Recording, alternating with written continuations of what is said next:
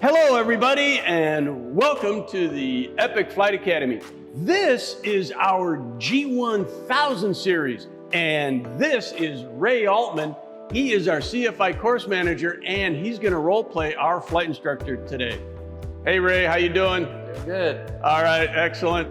And you know me, I'm Mike Thompson, I'm your host, and I'll be role playing the student pilot. Now, today we want to talk about how to set navigation and communication frequencies into the G1000.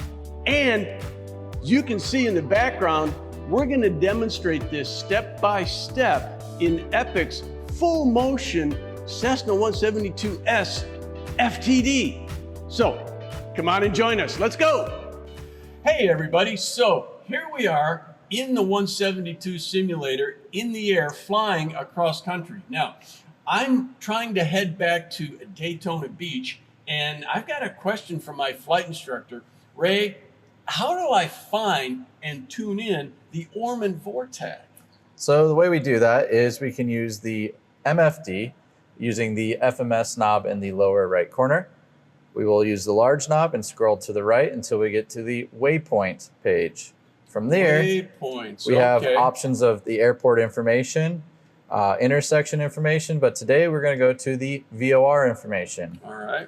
To find the nearest VOR, you can push the FMS knob in, turn the little knob to the left, which will give us this option, turn the little knob back to the right, and here you'll find our nearest VORs. Using the outer knob, turning it to the right, you can then select which VOR you want.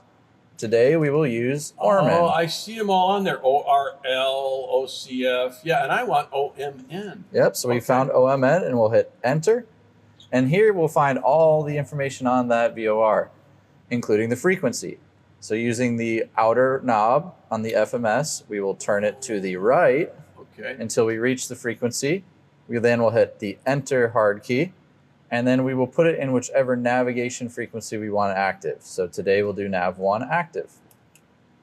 And now it should show up on our nav frequencies. Both located here. I see it. And there. And it's on both the PFD and the MFD, 112.60 OMN. Very good. And then just to be sure, we can then hit the identify button and turn on our nav 1 and listen for the Morse code and ensure that is it. The G1000 will also give us the identifier of the VOR, in this case, OMN. So I would hear that over my headset, which I would be wearing in the actual airplane. Absolutely. Got it.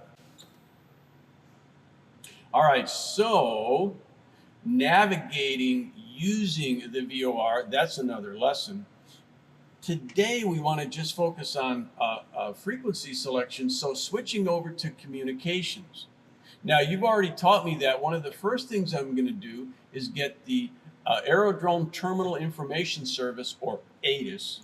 Yep. How do I find the ATIS for New Smyrna Beach? So same buttons and knobs. We will be going over to the FMS knob in the lower right corner.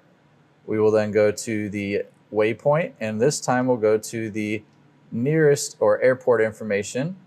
And then we will choose the airport identifier, using the smaller knob to change the letter, so kilo, in this case echo,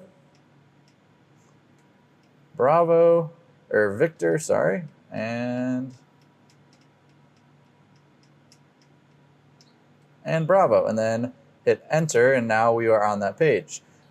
So we can scroll down, we can see the runways in use like we've talked about. So it shows me the runways and taxiways and an entire list of frequencies. Yep. So you asked to get the ATIS from New Smyrna. The ATIS is the first frequency there. You would scroll down until it's flashing blue. You'd hit the enter hard key, and then we would put it to where we'd like. So today we're going to put it in the COM 1 active. And now you'll see it has filled the COM 1 slot. We do the same with the ground frequency. We'll put that in COM 1 or COM 2 active. And we could put the tower in COM 1 standby. And now we have all frequencies for the New Smyrna Beach Airport put into our communications. This will show in the upper right corners of both screens, and then on the PFD, it will tell you which frequency is currently active. So on either the PFD or the MFD, the nav will be upper left, the COM will be upper right. The green one is the one that's active, and the little blue box around it means? They are the standbys. So that means they will be the ones that you can switch. That little blue box is letting you know which frequency is in standby and which one you can then move over to active. So how do I switch it to active from standby? So if we are in the active, all you need to do is make sure you put the box over the one frequency you want. I push the COM button in. You can do that as well here.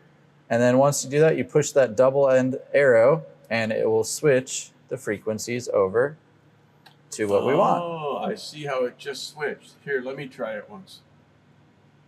And I noticed that this panel on the right side of the PFD and the MFD is virtually identical. In fact, the entire panel is really identical in terms of buttons. They are. So anything I've done on this side can also be done over on the PFD side. Oh, excellent.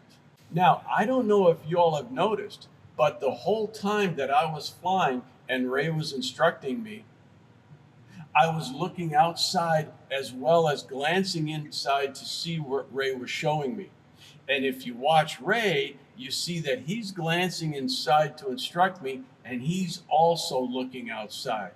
So we are vigilant to keep most of our attention outside. And here I'm establishing a 20-degree bank turn, and we're going to start heading back towards the Daytona Beach International Airport. Ray, this has been a great lesson. Glad to help. So today we walked you through step by step on how to set navigation and communication frequencies in the G1000.